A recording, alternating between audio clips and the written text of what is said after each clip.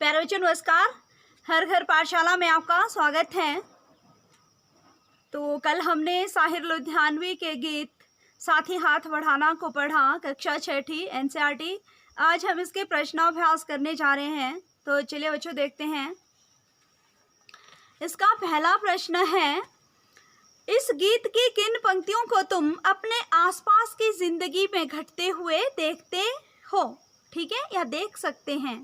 ठीक है, तो इस गीत की निम्नलिखित पंक्तियों को आपने ऊपर लिखना है। निम्नलिखित पंक्तियों को हम अपने जीवन के आसपास घटते हुए देख सकते हैं या देखते हैं। ठीक है, तो कौन सी पंक्तियां हैं वो? हम मेहनत करने वालों ने जब भी मिलकर कदम बढ़ाया, सागर ने रास्ता छोड़ा, पर्वत ने शीश झुकाया, फौला दी हैं सीने अपने, फौला दी हैं बाहें, हम चाहें तो चट्टानों में पैदा कर दें राहें, साथ ही हाथ बढ़ाना। इन पंक्तियों को हम अपने आसपास घटित होते हुए देखते हैं। आपने इस तरह से लिखना है प्यारे बच्चों।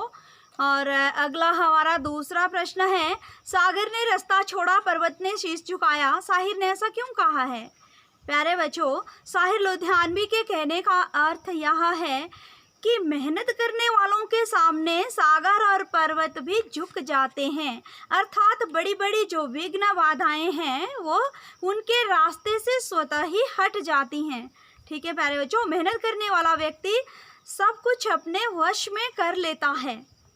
और अगला तीसरा प्रश्न है इसका, गीत में सीने और बाहों को फौलादी क्यों कहा गया है? तो प्यारे बच्चों, फौलादी का अर्थ होता है क्या? लोहे से बना हुआ, फौलाद से बना हुआ।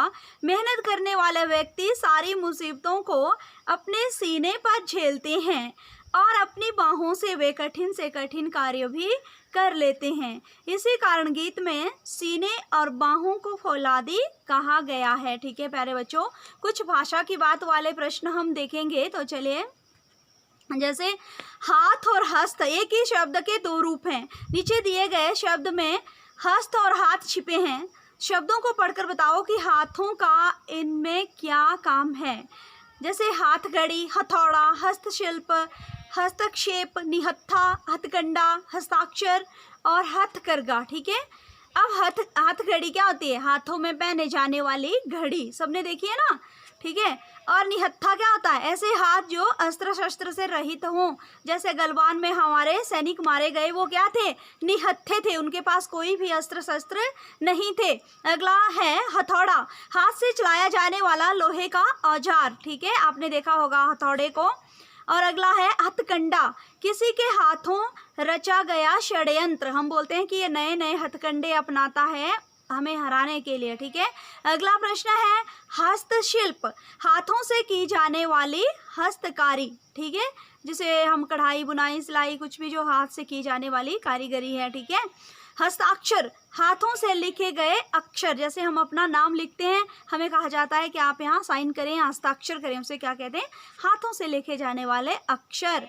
हस्त जमा अक्षर को मिला के बना है। ठीक है, हस्तक्षेप, किसी के मामले में दखल देना। ठीक है, हथकरघा, हाथों से चलने वाला करघा, हथकरघा उद्योग आपने सुना होगा। ठीक है प्यारे बच्चों, और दूसरा है इसका, ध्यान पूर्वक आपने सुनना है। इस गीत में पर्वत, शीश, रास्ता, इंसान जैसे शब्दों का प्रयोग हुआ है। इन शब्दों के प्रचलित रूप लिखो। तो इन शब्दों के प्रचलित रूप हैं पर्वत, शीश, रास्ता और इंसान। ठीक है, अब तीसरा प्रश्न है भाषा की बात वाला, कल गैरों की खातिर की, आज अपनी खातिर करना। इस वाक्य को गीतकार इस प्रकार कहना चाहता है, तुमने कल गैरों के खातिर मेहनत की, आज तुम अपनी खातिर करना। ठीक है, इस वाक्य में तुम करता है जो गीत की पंक्ति में छंद बनाए रखने के लिए हटा दिया गया है। ठीक है, उपयुक्त पंक्ति में रेखांकित शब्द अपनी का प्रयोग करता तुम के लिए हो रहा है, तुम के लिए। ठीक है प्यारे बच्चों, तो आप देख रहे हैं, इसलिए यहाँ सर्वनाम है। क्या है ये? सर्वनाम है। ऐसे सर्वनाम जो अपने आप के बारे में बताएं, उन्हें क्या कहते हैं प्यारे बच्चों? हम उन्हें कहते हैं निजवाचक सर्वनाम। मतलब जो अपने बारे में बात हम बताते हैं वो क्या है? निजवाचक सर्वनाम। निज का अर्थ होता है अपना, ठीक है, अपना। निजवाचक सर्वनाम के 3 प्रकार होते हैं जो नीचे दिए गए हैं, ठीक है, 3 भेद होते हैं इसके। मैं अपने आप या आप घर चली जाऊंगी, 3 प्रकार, सॉरी भेद नहीं। बब्बन अपना काम खुद करता है, ठीक है। सुशीला ने अपने लिए कुछ नहीं खरीदा, कोई भी नाम में आ सकता है, अपनी मर्जी से लिखना है आपने। अब तुम भी निजवाचक सर्वनाम के लिए निम्नलिखित रूपों का वाक्यों में प्रयोग करो, ठीक है।